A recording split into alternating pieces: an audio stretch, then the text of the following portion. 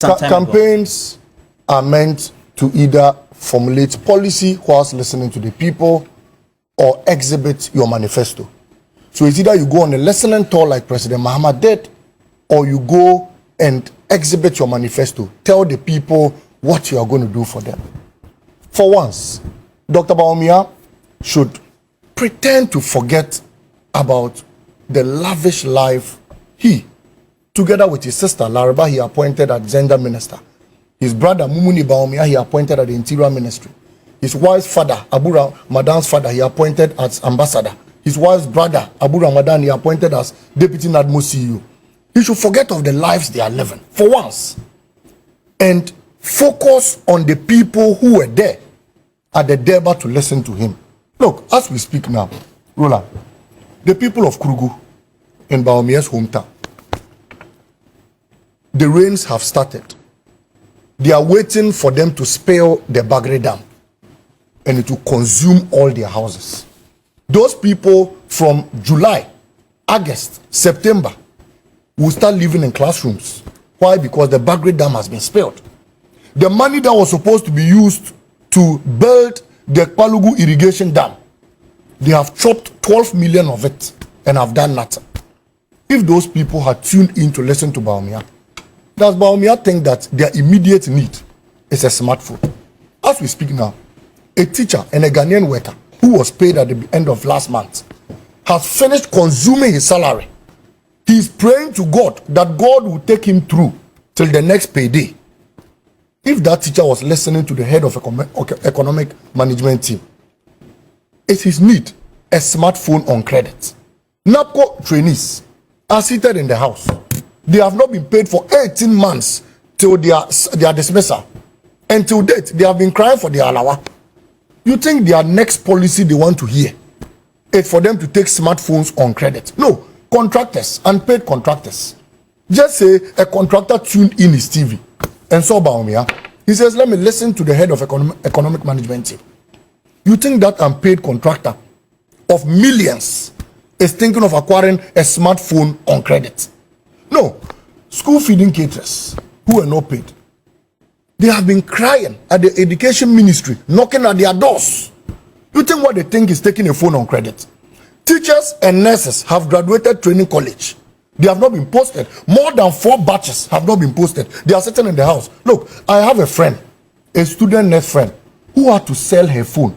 Her phone, she sold it in order to survive small until God or John Mahama comes into power. She sold her iPhone she was using. Because and Dr. Bawumia thinks that the immediate need of that student is to go back again and take a phone on credit. How will we even buy credit to use the phone? Look, he was in Solar, that's Savannah region. The people cannot buy fertilizer. A bag of fertilizer today goes for almost 800 Ghana cedis. Fertilizer. Condemn. Do you know condemn? Weedicides. They use weedicides to farm. The rains have started June, July. By now, everybody in the north is planting. And all they need is fertilizer. And you stand before these people and all you open your mouth to say is that take smartphone on credit. Bondholders have not been paid. Pensioners are dying every day. Go to Kolebu.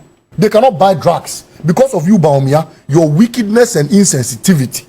You have to restructure their loans, their bonds. And today they have not been paid. They die on a daily basis. But it's done not abroad, because they were irresponsible men. Malik. Not because they were irresponsible men. Because they lived good lives. And at a point, they had a bad, insensitive, visionless leader like Akufo-Addo and Bawumia. Look, the biggest regret Ghana ever had is Dr. Bawumia as head of economic management team. And will go down in history to regret his choice of even being vice president. Because it appears as if he goes around adding pain to our current crisis. If Dr. Bawumia gets any platform, the only thing he will do is, Mama Mistiano, then a child will be shouting, Boaben, then he will be pressing the horn. Or he will stand and promise things you wonder. And I'm sure by now he read it from a textbook. He just saw it. No, but it cannot be fair. But Malik, because it does not meet our demand. Let me tell you, you asked a fantastic question. That is that. Dr. Mahmoud Bawumia is pursuing a digitalization agenda. Okay, so the policy to make sure everybody gets onto that platform and then in sync is to make sure you provide the devices. So after I get onto that platform, I'll buy fertilizer to put on my crops. After I get onto that platform, it will stop Ghana from importing onions to a tune of 3.3 million. You ask that abroad, they do it. At the time abroad implemented this policy, they were not under haircuts. They were not under an IMF condition. Their people, their unemployment rate was not 14.7%. 1.8 million of their youth were not unemployed on the streets. In fact, at the time they were implementing policies like this, they were posting their teacher trainees and their nursing trainees. Go to the UK. They have recruited their people to the extent that they now recruit Ghanaians. Go to the airport and see the number of people who leave this country. Look, Roland, I think that we must advise Dr. Bawumia to be serious. For once, he should listen to President Mahama's campaign. When President Mahama met you journalists at Kempiski, look at the brilliant policies he was professing. At a point, I could see joy in the faces of well-meaning Ghanaians. He said, we'll implement a 24-hour economy. That's going to create jobs, that's going to leverage our economy, and that's going to boost productivity in this country. He said, we're going to build refineries and mining areas, and I'll land on this.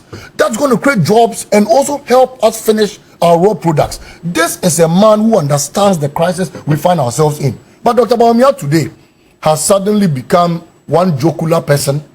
If he doesn't lie, then he jokes. If he doesn't joke, he appears very non-serious. And look, I thought that lies had no limit.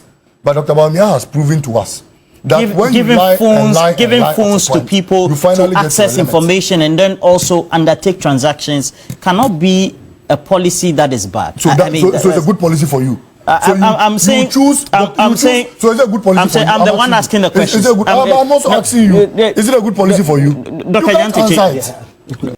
I listened to my very brother. Nana Sapo. He said, yes, you see, we need to put pragmatic steps in place and all that. As simple as that. Tell them they lack foresight. They are entirely clueless as to where the country should be. This is how we should say it. Look, I don't understand how Dr. Bawumia could not manage 1, 3 oil fields President Mahama left for him. 2, a sinking fund with $650 million. 3, a stabilization fund with $250 million. Left him ESLA. So many other revenue mobilization, corridors and containers.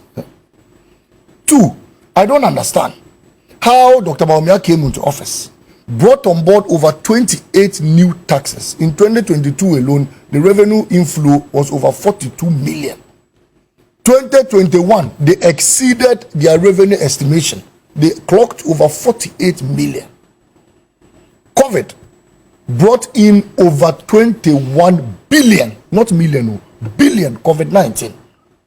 The Bank of Ghana alone printed over 78 billion, not million, billion to the government.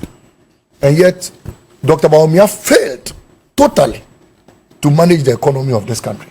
And they come and tell you and I that they need 12 billion. Well, the first time, the signs were good.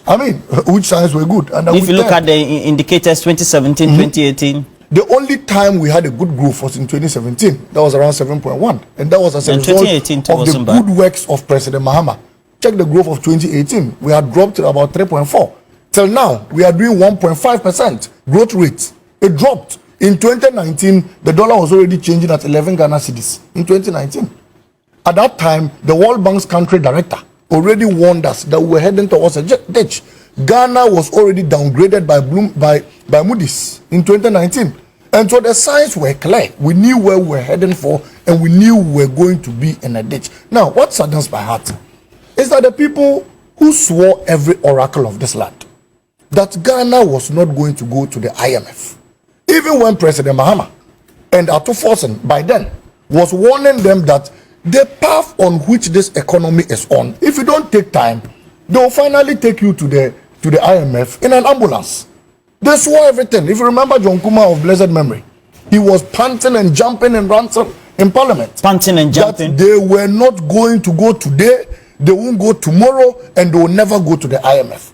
Nana Addo was moving around, telling people that no, Ghana will not be in the IMF. Roland, the country didn't go to the IMF in an ambulance. We went to the IMF virtually in a wheelbarrow because Ghana had to amputate parts of its economic slices. Today, as we speak. Wheelbarrow? Yes. Let me explain that to you. Today, as we speak, before the IMF could give us a listening ear, they told the government, Akufo-Addo and Bawumia, to come and bestow pain and hardships on pensioners in this country.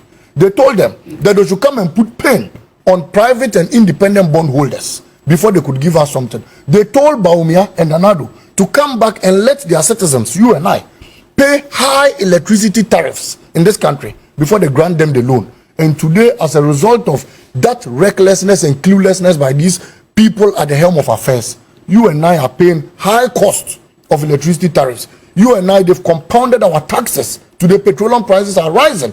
Bondholders haven't gotten their monies, and we are gradually going deep down and down on a daily basis.